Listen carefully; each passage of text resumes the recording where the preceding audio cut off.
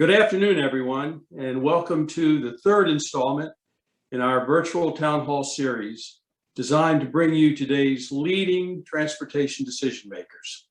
My name is Jack Tuttle, president of Virginians for High-Speed Rail. And we want to thank every one of you for participating today. Some 350 have signed up. And we expect today that those friends of ours who are observing Yom Kippur will not be joining us. And so for them and for others, we'll post today's program on YouTube.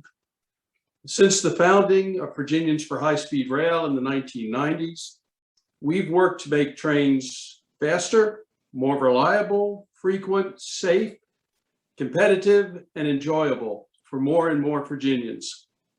And we know that only determined leadership, creative leadership, both in government and industry, can transform passenger rail vision into reality. And so today we bring you two key Virginia leaders who wake up every day focused on getting that done.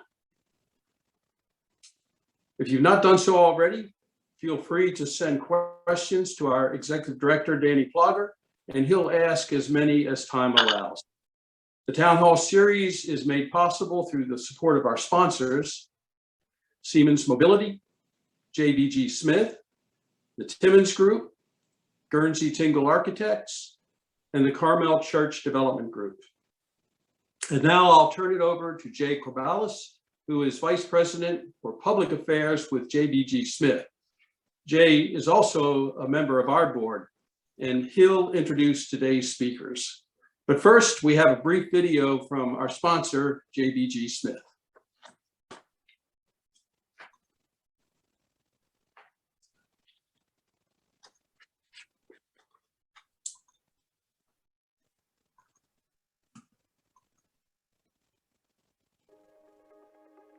This city was built on a vision by those who had the courage to look beyond the obstacles before them and see a future brimming with possibility. Today, this vision is coming to life like never before, as here at National Landing, a new revolution is underway. A transformation of unrivaled scale, ushered in by Amazon, amplified by Virginia Tech, and established as the region's first smart city. A premier innovation district, built by JBG Smith and driven by a desire to challenge people's perceptions of what an urban community can be. This is City Life Reimagined. A future world-class transit hub, just minutes from downtown DC, where people converge from around the globe.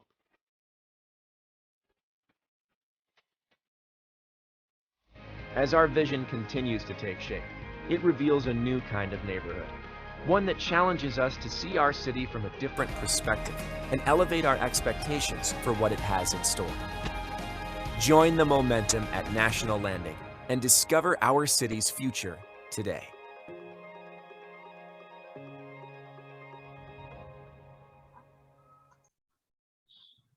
Well, thank you, Jack. And as that video shows, there's an incredible transformation underway in National Landing, and it's supported by strategic investments in multimodal transportation from the Commonwealth. That same strategic vision is evident in Virginia's long-term approach to passenger rail as well. Consider that in 2009, since 2009, Virginia has expanded, extended, and improved our Amtrak regional train network 5 times. These improvements have increased the average annual ridership on our regionals from 435,000 to 872,000, and we were on pace to break 1 million passengers before the pandemic hit. What that shows is that when it comes to passenger rail, when we build it, Virginians will use it. Before the pandemic, Virginia state-supported regional trains had a load factor of 52%. That's 11 points higher than the average Amtrak state-supported train and 26 points higher than the Commonwealth's interstate system. Knowing all that makes it easy to understand why Virginia decided to forego spending $12.5 billion to add lanes to our highways to free up capacity for only a few hours a day, when our intercity trains provide the same capacity at a fraction of the cost. As a native of New Jersey and a transit geek myself, I always used to consider New Jersey as the leading promoter of passenger rail at the state level. But given what Virginia has accomplished so far under the Transforming Rail in Virginia program, I don't think there's any doubt that the Commonwealth is the current national leader in this regard. That's why I'm so excited to hear from the people who are helping to make that happen. our speakers, Director Mitchell and DJ Stadtler. Jennifer Mitchell was reappointed in January 2018 by Governor Northam as the Director of the Virginia's Department of Rail and Public Transit. She was previously appointed to a position in 2014 by Governor McAuliffe. In her time at DRPT, Jennifer has led several high-priority transportation initiatives for the Commonwealth, such as the recently announced $3.7 billion deal with CSX to construct the Long Bridge and dramatically expand passenger rail in the Commonwealth, and extending passenger rail to Roanoke, among many other projects. In 2018, she was named by Railway Age as a Woman of the Year and received Virginians for High-Speed Rail's Thomas Rice Award in 2020.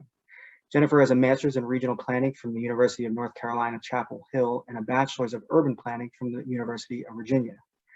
I also had the pleasure of introducing DJ Stadtler, the Executive Director of the Virginia Passenger Railway Authority.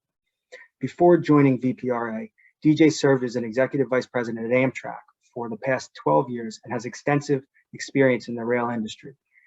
He is a strategic senior executive with an exemplary record of growth, financial management, transformation, and operational excellence.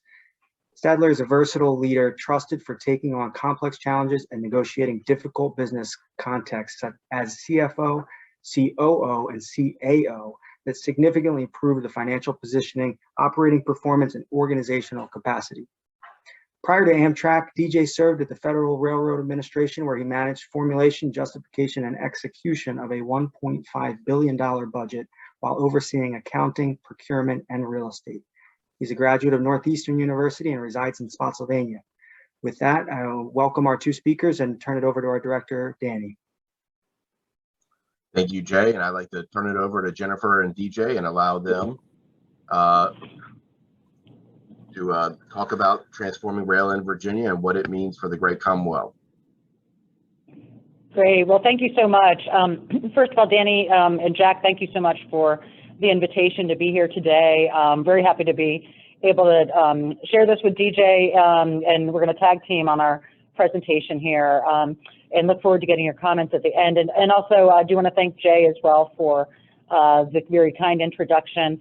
JBG Smith has been a very good partner of the Commonwealth on the redevelopment of National Landing and the Amazon related transportation investments there. So we do appreciate their sponsorship of this program too. So DJ is going to be sharing the slides. We'll go through an overview here about transforming rail in Virginia and some updates as well on post-pandemic service. So, all right, so Jay actually must have seen my presentation a few times because he did mention the $12.6 billion related to the expansion of I-95. But as you know, the congestion on the interstates is just continuing to get worse. It actually is back to pre-pandemic levels or higher today on our major interstates, especially up in Northern Virginia. VDOT did look at adding a lane between the Beltway and Spotsylvania, which would be $12.6 billion. But most importantly, by the time it was completed in 10 years, it would be just as congested in the peak period that it is today. And that is what led us to making these strategic investments in passenger rail. We also had been working on DC to RVA for several years, where our environmental study to look at adding a third track between Richmond and DC, with the exception of 2 tracks through Ashland, of course. And so as we were working through those and also working with CSX, we began to really look at how can we make the entire corridor function better, and can we actually achieve full separation of passenger and freight transportation. And that's when we approached CSX to see if they would be willing to share the corridor with us. And through some creative work by CSX and also our planners as well, got to the Transforming Rail in Virginia program. I'm going to let DJ talk a little bit more about the specific projects that are part of that. The Long Bridge is the one that everybody knows the best. That is the new 2-track span just north of the existing Long Bridge, which connects Virginia to DC. All of our passenger trains go over that today. We are not able to expand passenger rail or really even VRE service further until that bridge is expanded. So that is a key component of our Transforming Rail in Virginia program. I do want to note as well that this corridor is very important to freight. Freight is, especially freight moving in and out of the Port of Virginia. The Commonwealth has made over $1 billion in investments in expanding the Port of Virginia. And with that, we need to increase the mode share of freight that's moving by rail to about 40%, up from 37% today. So that this corridor served by CSX is very important for freight moving in and out of the port as well. So again, Transforming Rail in Virginia is about increasing capacity, improving the quality of service, and also providing additional choices, particularly in the I-95 corridor, whether you're coming from Hampton Roads, Richmond itself, or Fredericksburg north into DC. We also have our Western Rail Initiative that we're working on with Norfolk Southern as well to provide additional service to Roanoke and extending that as well to the New River Valley. So in order to get all of this done, we needed to set up a new entity that would be able to operate in a much more business-like way than a state agency like DRPT. That's what led us to create the Virginia Passenger Rail Authority. It was enacted in our Transportation Omnibus Bill in 2020. I will say that this really arose out of over a year of looking at different governance options for an entity that could own and operate all of these assets. And that this was modeled very much after the Virginia Port Authority as well, as far as the legislation that created it. They will enter into long-term agreements with Amtrak, CSX, VRE, Norfolk Southern, other partners as needed. They'll be also able to apply for and receive federal grants. They'll continue to partner with DRPT, where DRPT will maintain responsibilities for statewide planning and for our freight programs. VPRA is now really our implementing agency for the Transforming Rail in Virginia program. Again, VPRA is not going to be an operator. VRE and Amtrak will continue to operate service, and while VPRA continues to partner with them. DJ is in the midst of getting that organization mobilized. I think we have, what, 11 staff now? Yep. Up to he was number one, staff person number one, and now we have 11. So we are steadily growing and getting that off the ground. But in the meantime, VPRA and DRPT are working hand in hand. We're still co-located. As you can see, we're in the same offices, and we'll continue to be very strong partners as we move forward with our TRV program. And speaking of our other partners, that does include Amtrak through a funding agreement for the Long Bridge and other infrastructure improvements that were part of the CSX transaction. CSX, obviously, as the owner of the right-of-way currently that we're sharing in ownership between the, Richmond and DC, Norfolk Southern, and our partners at VRE who operate our commuter rail service. So with that, I'm going to turn it over to DJ and let DJ talk some more about Transforming Rail in Virginia. Great, thanks, Jennifer, and Danny, Jack, thank you so much for having us both. I echo Director Mitchell's statements that it's a pleasure to be here. It's an exciting time for Virginia, as Jennifer pointed out. The congestion on I-95 in particular, but also out on 81, is just getting unbearable, and even with COVID, traffic has come back to such a level that we as a Commonwealth need to do something else. I applaud the Secretary and the Governor with their decision to invest in rail as opposed to in highways for various reasons, environmental and otherwise. But it's really an exciting time, and I'm pleased to be here. This page shows you an overall map of the Commonwealth, really detailing all of the aspects of our Transforming Rail in Virginia programs. As you see the rail map, and this is a high-level map, you see on the eastern part of the state, the corridor that goes from Washington, D.C. down to Newport News, to Norfolk, and then down to North Carolina. That bottom section is the S line. Going to the west, you see, as Jennifer talked about, the Western Rail Initiative. That's the NS line. That goes from D.C. down. Currently, it's the Lynchburg train. Goes all the way to Roanoke, but it is the Lynchburg train. And then eventually, we'll be expanding that to the New River Valley. And then finally, across the middle of the state, you see the section going from Doswell to Clifton Forge. That's for future expansion. We're looking at different opportunities to be able to get folks across the Commonwealth as well. Our effort here is designed to increase passenger rail transportation and capacity across the entire Commonwealth. We're not just focused on DC to Richmond, we're focused on moving people all around the state where they want to go. And this extends out to the other states. We've got strong partners in North Carolina. If you go westward, there will be opportunities there. This we see as just the first step to really growing Virginia as a leader in rail transportation. That being said, as Director Mitchell pointed out, there are some key projects that we need to get completed in order to free up the capacity. First and foremost is the Long Bridge project. Jennifer mentioned it, it's really a bottleneck now. 98% capacity, 98% of the capacity is full during peak hours. And we saw the video earlier about all of the Amazon work and the new communities that are there. For folks to take the train back and forth from there to the city, we've got to do something about that bridge.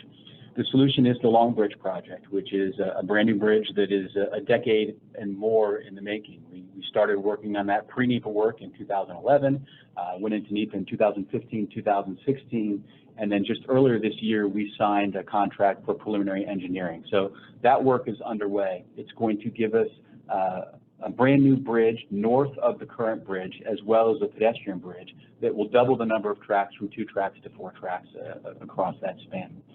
It's a complex project in that it's not just the one bridge going over the water, but it goes over a number of different highways as well. It's important that we partner with Amtrak, with the District of Columbia, with the different communities that are touched by that, the National Park Service. It's something that we're working very hard on, making sure everyone involved knows where we are in the project and where we're looking to go.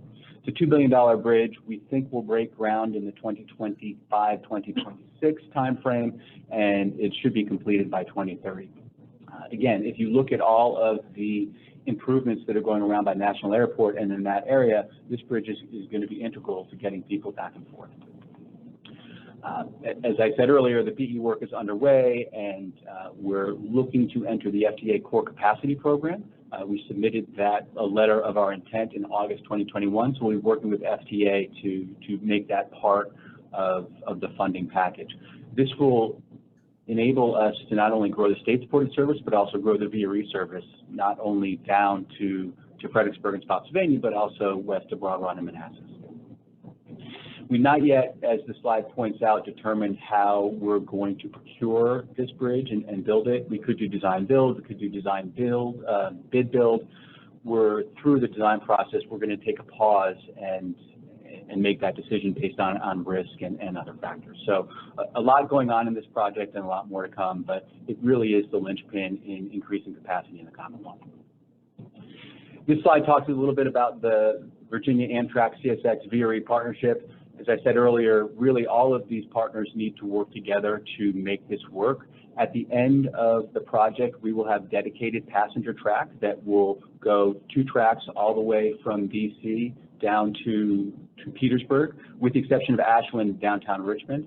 This will help us a great deal in freight train interference, letting CSX be on their tracks and letting the passenger trains be on our tracks. An important aspect here is that north of Franconia, the passenger tracks will be on the west side of the right-of-way because that's where the stations are. And then in Franconia, we'll be building a bypass that will actually move the passenger trains from the west to the east and then continue down on the east for the rest of the trip. Many of these projects will be managed by CSX and just overseen by us. The Long Bridge project and then the bypass will be managed by VPRA. Here's a list of all of the capital projects that we are undertaking on the RF&P corridor. I'm not going to go through them, each of them individually, but the Long Bridge is the big one. That's the $2 billion project we've talked about. The other one that's underway now is the Alexandria 4th track. This puts a 4th track in that Alexandria area. It's being managed by CSX, but it goes right through the Crystal City area. So we need to make sure that VRE and Amtrak and CSX, as well as VPRA, are all on board with how that is working. We've started on-site work already with some utility movement there and with VDOT working on a retaining wall. So that project's underway. We are in design now. We've made it to 30%, and we're working with Amtrak and CSX to take that next step to 60% design. You see there are a couple of other track projects there and some bridge projects. Those are smaller projects. It's hard to believe that a $200 million project is a smaller project, but the timeline you see is pretty stacked, and there'll be a lot of work taking place on that corridor between now and 2030. As I mentioned earlier, 2 of them are being managed by VPRA. The others are managed by CSX with our oversight and obviously our funding. A challenge that we're going to have here, and Jennifer says this all the time, is that we're going to be building these extra tracks and adding to this infrastructure while we're continuing to run all the trains every single day. So it's a complex challenge in track outages.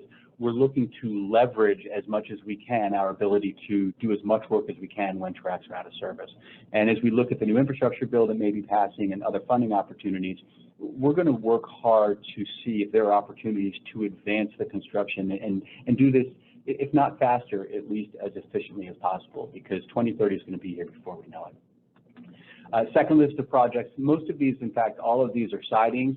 These are scheduled for construction between 26 and 2030. This will just be added infrastructure for us to have sidings to get freight trains out of the way or passenger trains out of the way. Gives us more flexibility as we operate the railroad between DC and Petersburg.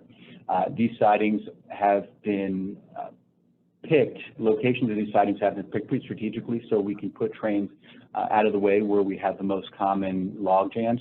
We're also making them long enough so freight trains can go and gives us the flexibility we need to move back and forth. Again, by 2030, these will all be complete. Most of all these sidings actually are being managed by CSX with our oversight. Not to be outdone, we also have a partnership with Norfolk Southern, and this is the western side of the Commonwealth.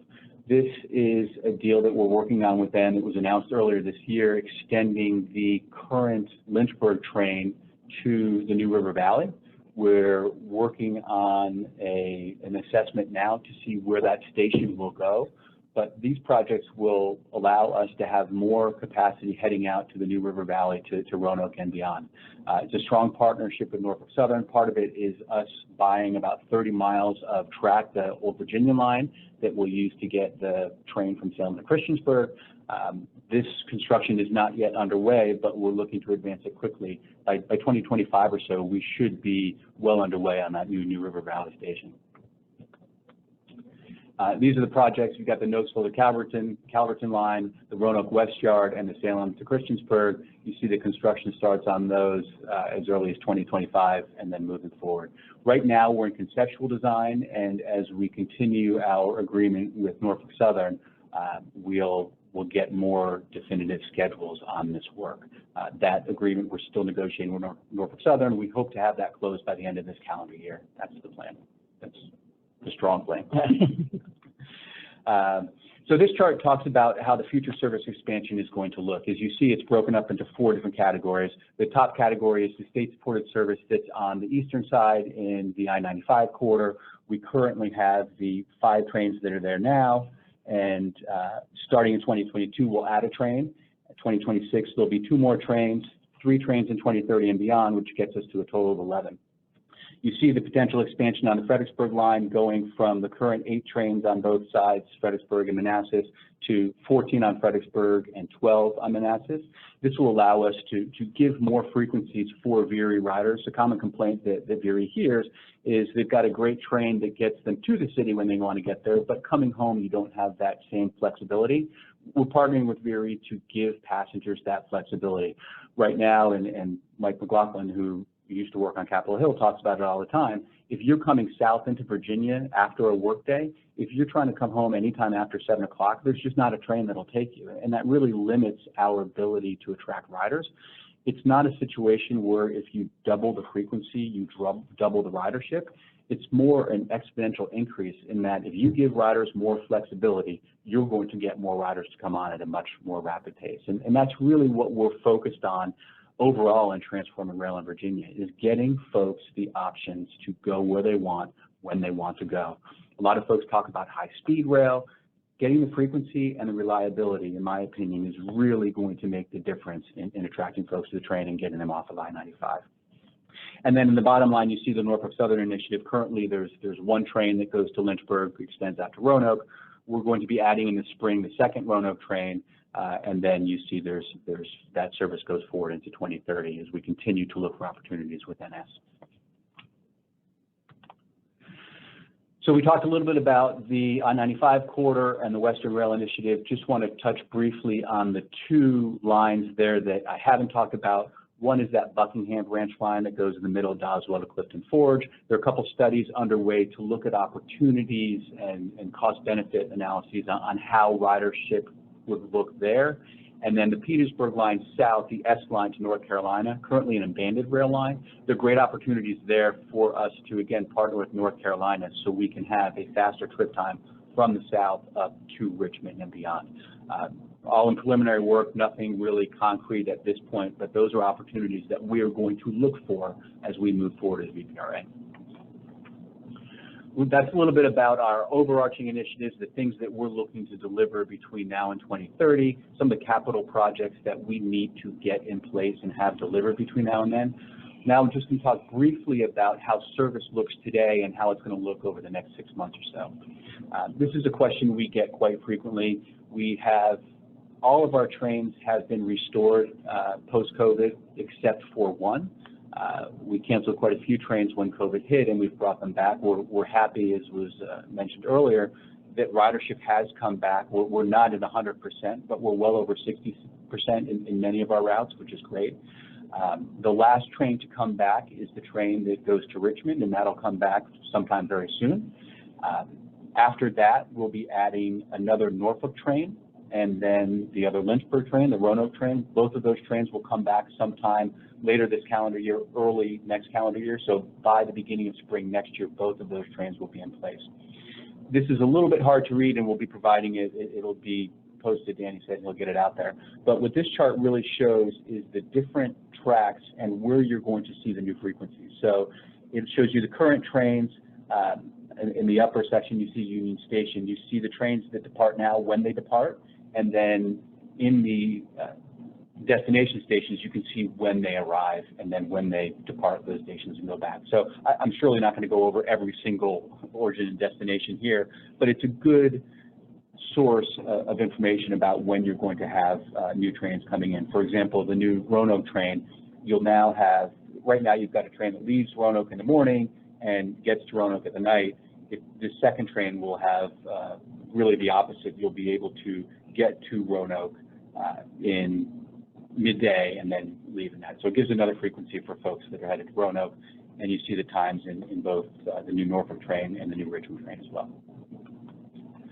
This just gives a little more detail. Again, I'm not going to go through it, but it talks about the shift of the times from the old frequencies to the new frequencies, and that we're looking to announce the Richmond train pretty soon.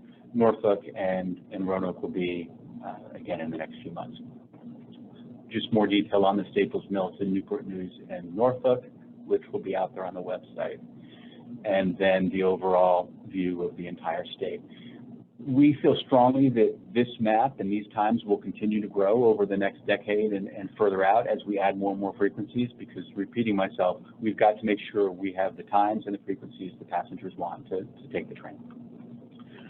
So that ends our canned presentation. Jennifer, anything that I missed or anything that you want to add? No, I think you covered everything. We're looking forward to questions.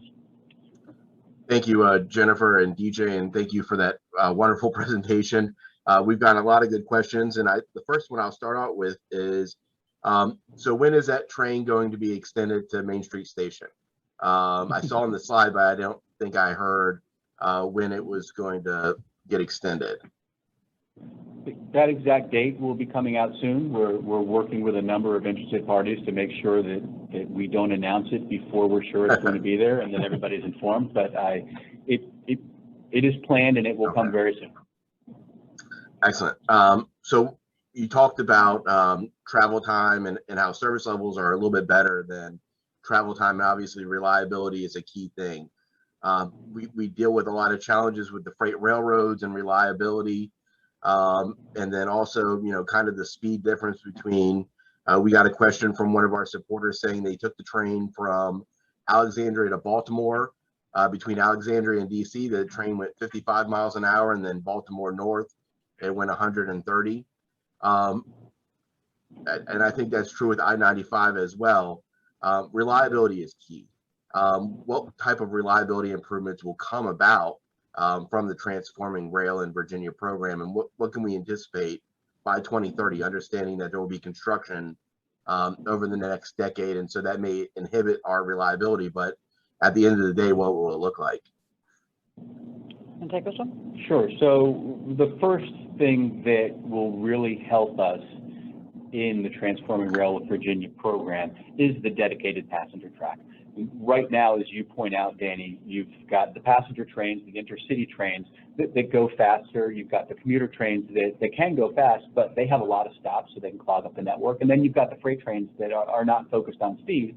They're longer, they're heavier, and they're not as fast. So when you get all of those different speeds and schedules on the same track, it has to be perfectly orchestrated in order to run well. And if there's one hiccup for any reason, whether you've got an extended dwell time on a commuter train because folks are having trouble getting on and off, or if you've got a freight train that is in the way because it's later than is expected, or if you've got some kind of mechanical or other service issue, late trains don't make up time, they just get later. So with TRV, the dedicated passenger right-of-way from DC down to Petersburg will allow us to have much more freedom and take that freight equation out of it. And it's not, I don't want to be pejorative to the freight trains, but getting that variable out of the way will go a long way for us to freeing up and improving on-time performance. The other thing that really helps us, and this is more in the near term, and that dedicated passenger line is by 2030. But part of the agreement with CSX and what we're hoping for in the agreement with Norfolk Southern as we continue to negotiate is a performance group, a set of cascading performance groups where the on the ground, on the rail, operational folks meet on a regular basis and look back at trains and say, okay, this train had a problem, it didn't meet the schedule that we expected it to, what happened? And what can we do to make sure that that doesn't happen again? Knock on wood, VRE, Amtrak, CSX, VPRA, we've all been strongly committed to making sure that we hold all of ourselves accountable to reliable, high performance levels, because we all know that that's really the best for everybody.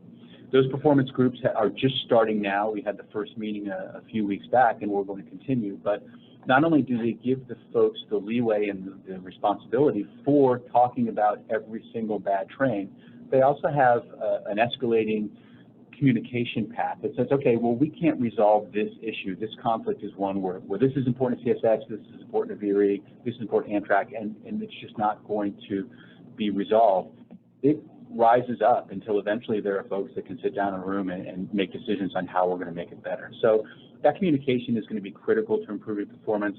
The question is a good one. I mean, north of DC, obviously you go much faster. Curvature, grade crossings, there are a number of reasons why we're not going to be going 130 miles in Virginia anytime in my lifetime. Well, definitely anytime soon. I mean, hopefully I'll live a long life. But there are ways through reliability that you can improve that trip time and that experience. Do you want to talk as well about the impact that the new Siemens equipment is going to have? Sure, that's a great point. So Amtrak recently purchased on behalf of the states new train sets, which are going to be new and sleek and completely accessible to everybody. But right now in Washington, D.C., if you go north to D.C., you're on diesel power. And then once you get to D.C., you switch to electric power. And what happens is in Union Station, there's about a 20-minute change when they take the engine off of the train, power goes off, restrooms are closed. They move one engine off, move the other engine on, and then you go on your way. And 99% of the time, that goes off without a hitch. The Amtrak mechanical crews, I know very well, they work very hard to change those trains and change them quickly. Interestingly, you hear about that 1% of the time, though, where it doesn't go so smoothly. And the folks, it's really cold and there's no heat on the train. The new equipment that Amtrak is purchasing that's being delivered by Siemens is dual mode. So that means that they can run electric north of DC and it can run diesel south of DC. So as opposed to an engine chain, it's just, and I'm simplifying it, the engineer is going to be texting me telling me that I'm dumbing it down. But basically it's a flip of a switch and the catenary or the pantograph comes down and boom, you go diesel going south.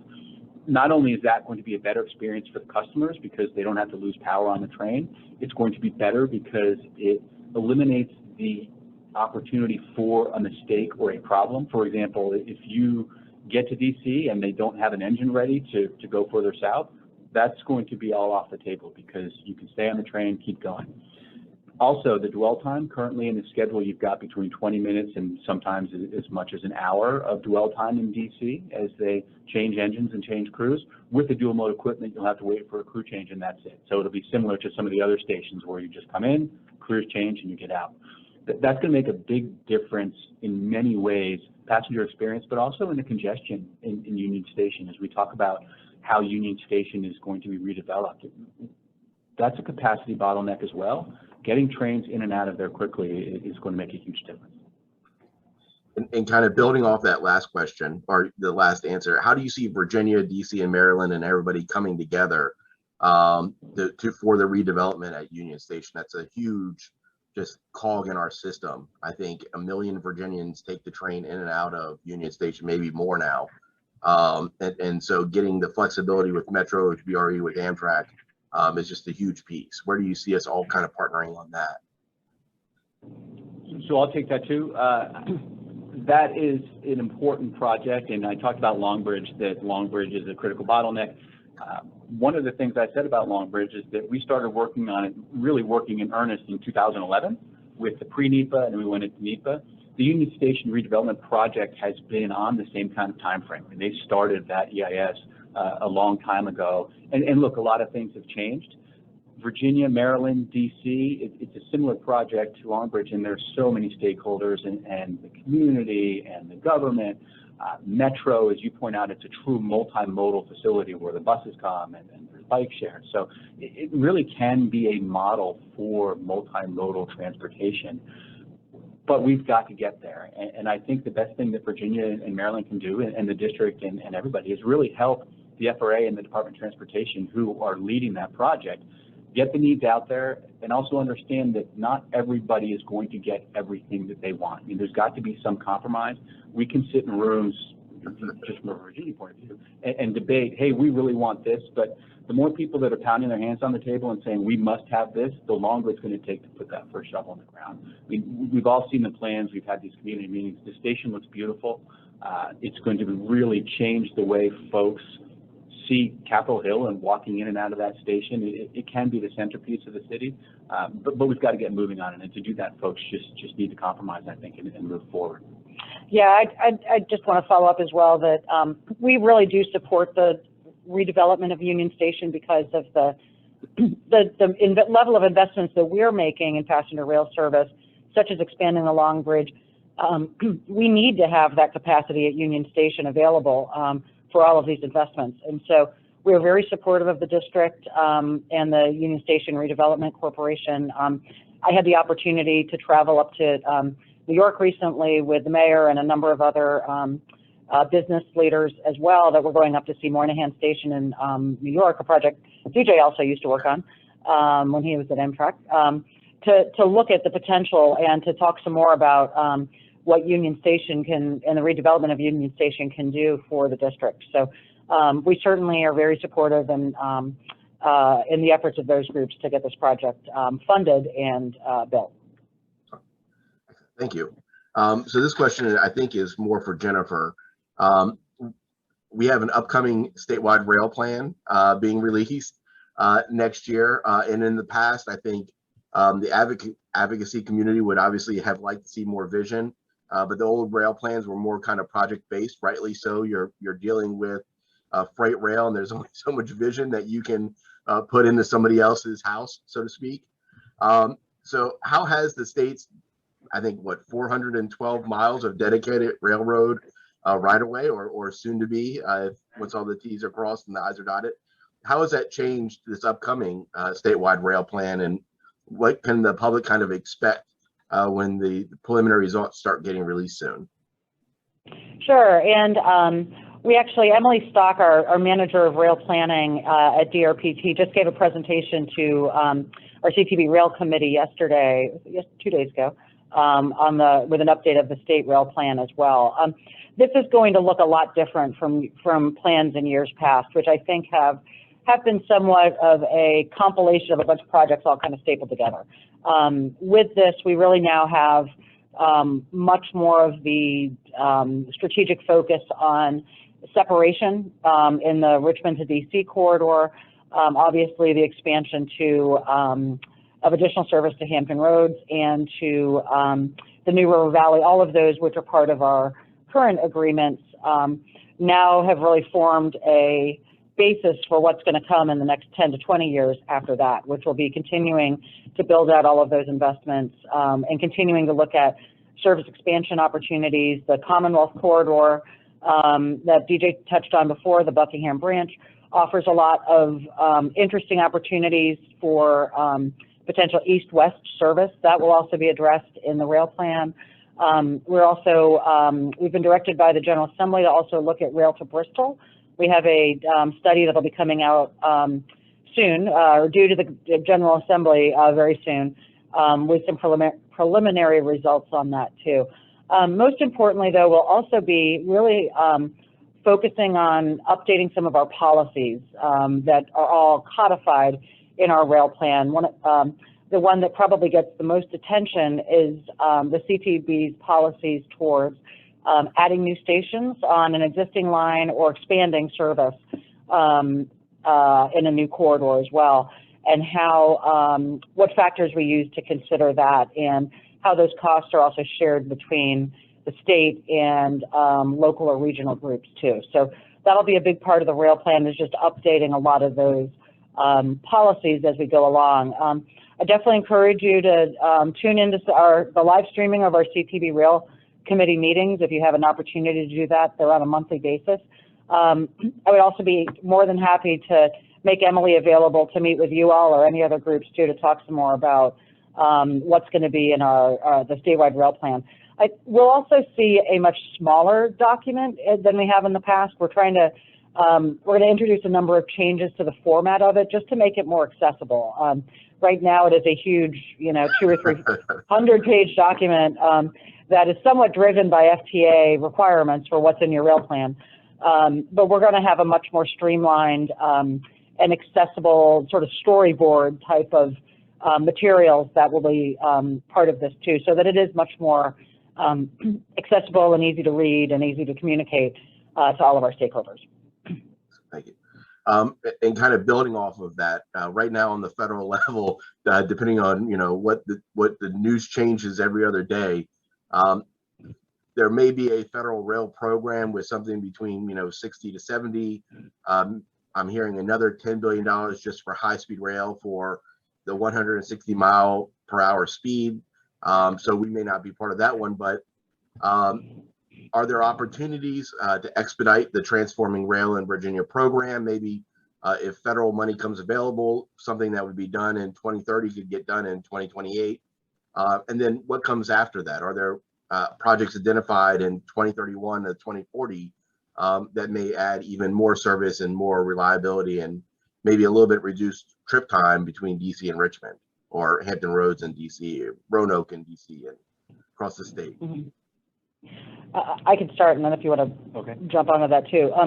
So we're really excited, obviously, about the possibility of a federal infrastructure bill. I think it's great, not just for Virginia, but really the whole nation. I think it's very exciting to see the strategic focus of those infrastructure investments too, with a real focus on rail and transit as well. So really what I would anticipate, if we are able to attract additional federal funding to our program, it would also allow us to move some of our state funding that we would be using now for Long Bridge or Transforming Rail in Virginia to building out the rest of the network between Richmond and DC. As DJ mentioned, we've got 37 miles of new track and infrastructure that's part of the Transforming Rail in Virginia initiative. That really represents what we've called phases 1 and 2 of the whole program. There is also a phase 3 and a phase 4, which essentially would fully build out a dedicated third track between DC and Spotsylvania. And then we could add additional capacity in the Richmond area as well. That's another area where we have some plans for trying to expand service to Main Street Station in the future as well. So the S line obviously is a big focus of Amtrak's in North Carolina. I think that would be likely to see the potential for some federal funding if there is such a bill out there too. I don't know if you have anything to add. No, I think you stole all of the good points. I'll just add that that unlike in past stimulus bills, like when the ERA money was available in 2009, there was a big scramble to look for, bad term, shovel-ready projects. I mean, Virginia and really the DRPT folks before VPRA was even created did a great job of teeing up all of these projects. So when money becomes available, there are plenty of opportunities for eligible projects that we could spend it on. So it's not going to be a, what should we apply for? We have a plan, to Jennifer's point, that goes phase 3, phase 4, that with additional funding can really be accelerated. Yeah, and one other point, Danny, that you raised in your question too was, I don't necessarily see that new federal funding would allow us to deliver those projects more quickly, like 2028 as opposed to 2030. I think we have a pretty aggressive schedule as it is, knowing the complexity of some of these projects, and it's not funding availability that is actually our constraint in terms of delivering those projects. I still think 2030 is what we would see for building out all the different components of the program. No, I strongly agree with that. The timelines are not being accelerated. But what it can do is it can move those phase 3 and phase 4 projects that are scheduled for 2030 and beyond. It can move those closer and actually give us some ability to leverage. If you've got work crews out there for a phase 2 project, maybe you move phase 3 forward and do them both at once. But yeah, they're not going to get Long Bridge done before 2030. Mm-hmm. Thank you for clarifying that. And kind of building off of that a little bit, the DC to RVA high-speed rail plan, and obviously that was done before the Transforming Rail in Virginia initiative was announced and kind of completed. That only envisioned really a third track between DC to Richmond. And so are there opportunities maybe instead of building a third, according to the plan, kind of if you're going to have construction crews in a zone, in an area building a third track, could they build the fourth track too? Do you think there will be opportunities for that type of realignment a little bit, or taking advantage of opportunities that arise, such as having crews in areas? Yeah, so let me start on that. We hope so. We're looking for opportunities when they make sense. We have to be very careful though, because to your point, the DC to RVA, that environmental work has all been done, and we need to make sure that we don't do any enhancement that changes the scope that has us open up the environmental again, because that'll really slow us down, and it's important. We're surely not going to do anything without going through that process. But as we look for opportunities to add that extra track, as you point out, or similar opportunities, we just want to make sure that we're not going outside of the environmental footprint. Yeah, and I will say we are, that's really the most important point, is that we have environmental clearance for just the third track right now. We are looking at whether there may be opportunities for 4 tracks in the future, and what that would mean from a environmental standpoint and from a NEPA standpoint as well, because we do want to be able to keep moving forward with the projects we have, with the record of decision that we have too. So, okay. One of the things that pops up frequently now, especially since the state has started purchasing railroad right-of-way and VRPA has been created, is do we have a plan as a state, as a Commonwealth, for purchasing additional rail corridors that may become available unexpectedly? One of the things that frequently gets brought up is losing rail lines for other uses because we weren't in a position to take advantage of the purchasing or that asset. And so just that, this is from a question as me as a citizen, wondering if there's a plan in place, and what are those opportunities maybe for the future too? We will be looking at rail banking as part of our state rail plan as well. I do want to caution that, VPRA, the mission of VPRA was very narrowly focused on passenger rail purposes. So I know we get asked about, can we acquire an abandoned right-of-way or for a trail? And right now that's really outside the statutory authority that VPRA has to focus on passenger rail purposes. Although certainly we support, those efforts to expand trails in abandoned rail corridors, but working with VDOT on those opportunities too. So I do think that VPRA will offer new opportunities to be able to do that where it's appropriate and where it matches the purpose that the VPRA was created for. I would just add, there are members of the CTB that are very interested in that and taking advantage of those opportunities. So I think that's a subject that's going to continue to get attention, just not necessarily from VPRA. Okay, excellent. One of the questions that I also get frequently, I hear from our public, our citizens and our members, is our national trains and how important they are to Virginia in addition to just our regionals. What are your thoughts on kind of a daily cardinal, and how would that impact having a daily cardinal? Would that impact the capacity on the Long Bridge or the capacity that Virginia is building, especially I guess between DC and Alexandria? Do you want to take that one? Yeah, so it's the national trains are a critical part of the rail infrastructure, and it's something that I personally strongly support, and VPRA supports as well. A daily cardinal is just one of the many things that would allow us to increase frequencies, whether it's the cardinal or whether it's a state-supported train. Getting more frequencies, more trains to stop at more stations in where they make sense is an important part of growing rail transportation. So that's something we definitely support. The Long Bridge will give us that extra capacity. What we have to look at, though, is then on the western side, how we grow capacity for Norfolk Southern and beyond. So each train has its own story, and we've got to make sure that we are not putting so much onto the network that it can't operate well, and we'll do that in partnership with Norfolk Southern.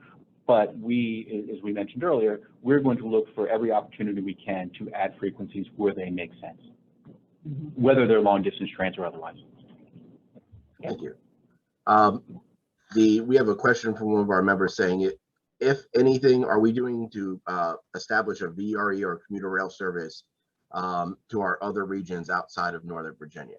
I think specifically, commuter rail into Richmond or into Hampton Roads. Is that something that is being thought about, maybe looked at long term as opportunities as 64, 81, 95 continue to get worse?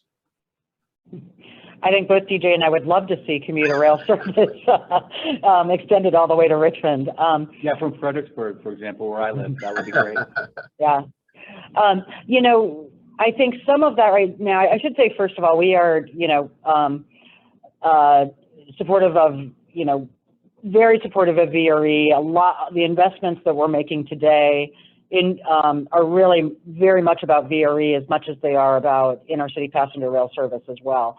VRE, as it is created at the moment, is owned essentially by all the jurisdictions in Northern Virginia and the PRTC service area as well. So essentially, from DC south to Spotsylvania. And so as the owners of that system, it's really up to them to determine where their service is going to operate. I think that if they were to expand their services south to Richmond or to any of the localities south, it would require a change in the ownership structure of VRE, which would probably even require some legislative changes as well.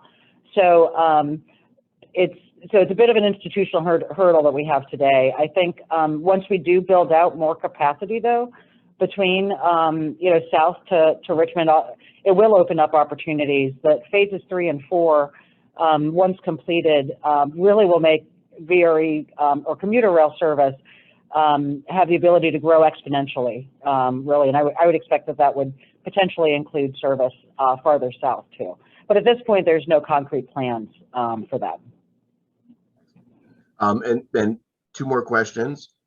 This one is potentially a little bit more difficult, but one of the things that gets asked frequently is about electrification, especially we touched on a little bit of the dual mode engines, and there's a much longer plan for DC to Richmond. And how does electrification fit, and how does maybe dual mode engines with electric and batteries, as a possibility where you charge on the Northeast corridor and you run battery down to Richmond and it's electrified on the S line between Petersburg and Raleigh, and you run back on electricity there.